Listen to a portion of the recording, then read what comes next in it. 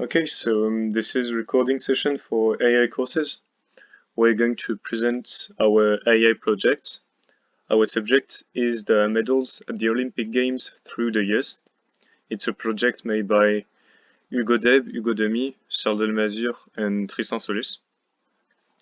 To briefly introduce the subject, winning an Olympic medal is considered as a lifetime achievement for every athlete. But it appears that some athletes or even countries tend to win more titles than others. Thus, our goal is to identify what makes a swimmer a medal winner athlete and to predict, based on his features, if a specific swimmer is likely to win a medal. For this matter, we're going to use the 120 years of Olympic history, athlete and results datasets provided by R. Griffin on Kaggle. We're now going to switch to Jupyter Notebook for the code review. As we wanted to analyze data from the Olympics, we first needed to take a look at all the data we had. As we created charts using the Matplotlib library with all the information we had, some characteristics appeared to be both essential for athletes. For instance, the age or the country of the athletes are major factors impacting the chances of an athlete to win a medal. Of course, height and weight are both, and the combination of them is really important, as shown on this chart. We can also see that the number of women has much increased over the years. Meanwhile, the average age of the athletes tend to stabilize around 25. Now that we have seen all these statistics, we are ready to predict whether an athlete will be a medal winner or not. So now that we know a little more about the entire dataset, we wanted to focus only on the swimming events. And we wanted to know if we could predict if an athlete will win a medal or no. So the first thing to do is obviously to import every useful library such as NumPy or Pandas, and then to select our dataset. So we are only interested in the athlete that took part in the swimming part. So here is our first initial dataset, and we quickly notice that there is some columns that are redundant or useless, such as the season, with only the summer value. So we can delete them. And we noticed also that there were some columns with null value in it. So we got 4 columns with null value in it: age, height, weight, and medal. So we will deal with those missing values one by one. First of all, the age column, which represents a little part of our dataset, only 2.3%, and a medal win ratio of 4%. So it's a really small part of our dataset, and it also involves that we knew the age of the swimmer every time he won in most of the case. So it will not be a big deal if we get rid of them. But it's quite the opposite on the height and weight column.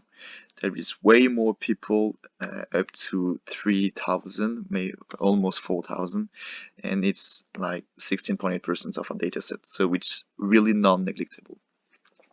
So here we decided to assign to the swimmer with the missing data the mean of all his opponents in the race. So that's what this algorithm is about. And so we got those results who were pretty good. So here we got the height, and unfortunately there were still missing values that remained. So we took a look at it, and the answer was, in those race there weren't one single athlete who was recorded well. So we had no choice but to delete them.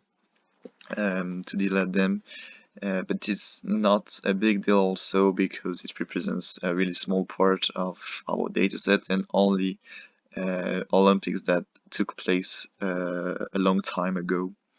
so we deleted them, and also it's only 23 gold medals, so it's okay. And now the main goal was to transform our dataset into an only integer data frame. So in this part we mainly use the function getDemes. We use it for the medal and for the sex, for example. So it allows us to have those kind of columns which are pretty good, with only 0 and 1, and also to get rid of the team with every countries. We use the library PyCountry, which assign every country to a serial number. So for example, here Finland, the serial number is 246. So we did this with every country, and it was a way to transform our data frame, and all those columns will be deleted after, because we still needed them for in order to implement new variables, and we focus on the home effect. So the idea was to answer the question, did the athletes were better if they played at home? So to do so, we first needed to get the country of every host cities plus the year where the cities was hosted the Olympic Games. We use the library geocoder where we can locate every city and determine in which country it is. And we get those results. And unfortunately, the naming of the country was kind of odd.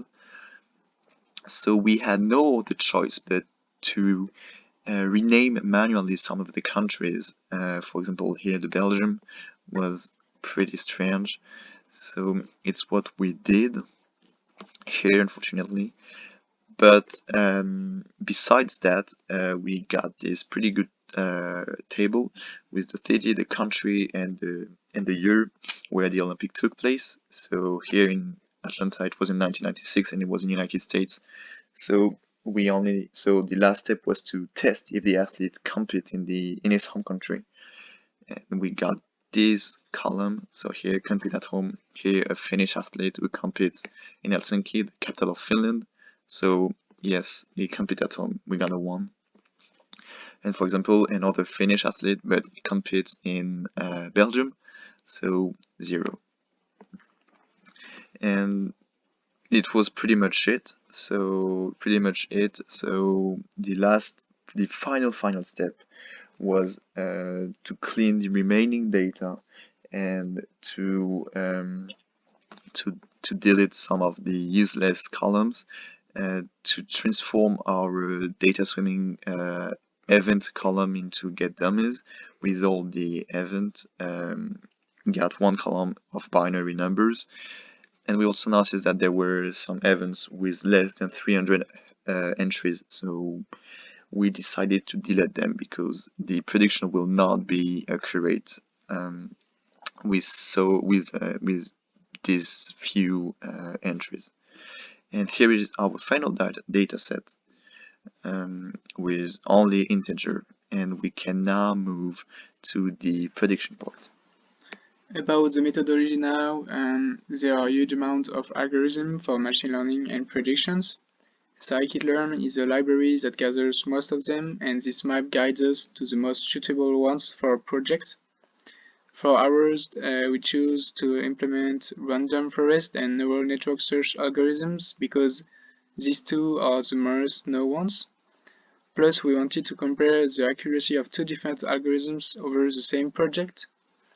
So the first one, random forest, is a type of supervised machine learning algorithm based on ensemble learning.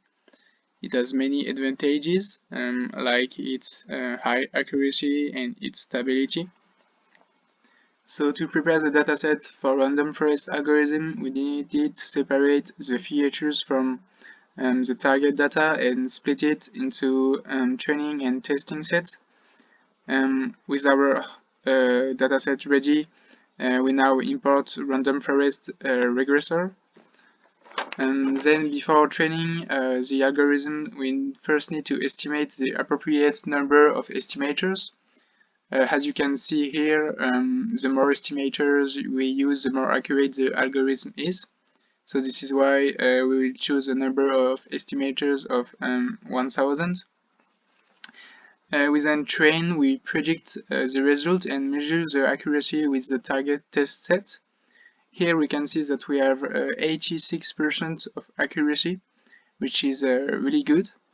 Then after that we will try to find which features are the most important ones to predict if the athlete will win or not a medal. Okay, so as you've seen before, each variable is related to others up to a certain point. And this correlation heat map helps us to see that medal columns seems to be slightly linked to weight, height, and age variable, which is interesting for the next steps of our project. For the neural network machine learning part, first, a quick definition. So a neural network is a series of algorithms that endeavors to recognize underlying relationships in a set of data through a process that mimics the way a human brain operates. Now, for the implementation, we used Keras from TensorFlow, importing sequential model. Indeed, the model we choose, sequential, is appropriate for a plain stack of layers where each layer has exactly one input tensor and one output tensor, which is our case here. Our neural network is made of two hidden layers with the ReLU activation function, since all our variables are embodied between 0 and 1, and one sigmoid activation function output layer, because it's a well-known function that has been proved to work for that kind of binary outputs, either 0 or 1. And in terms of loss function, we chose binary cross entropy function, which is totally appropriate for a unique output, as we do have rather 0 or 1. Thus, after building our neural network, splitting our datasets, and scaling our datas between 0 and 1, it's time for a training part with the model fits function. And then comes the evaluation, where we measure the accuracy and loss of both training and testing sets. Indeed, after comparing them, we can appropriately increase or decrease the epoch parameter here to get the highest accuracy / running time ratio. As a conclusion, we get a really high accuracy, as you can see here, about 87%, which is really good, but seems a bit paradoxical when we see the numbers of parameters we have, only 6, and the correlation between the medals and the other variables. To conclude, it is not the first time that this subject has been treated. We found some related works, and the major differences were found in the chosen variables. Indeed, the economic situation of the countries were included as a strong correlation appears. The results were up to 95%. With this project, we have built, trained, and tested a neural network and a random forest algorithm on Olympic Games data. We intended to predict whether an athlete will win a medal depending on his attributes. And this course introduces us to multiple new softwares who will be useful on our future project. We never used Jupyter Notebook or TensorFlow before, and we had to learn how to work with them.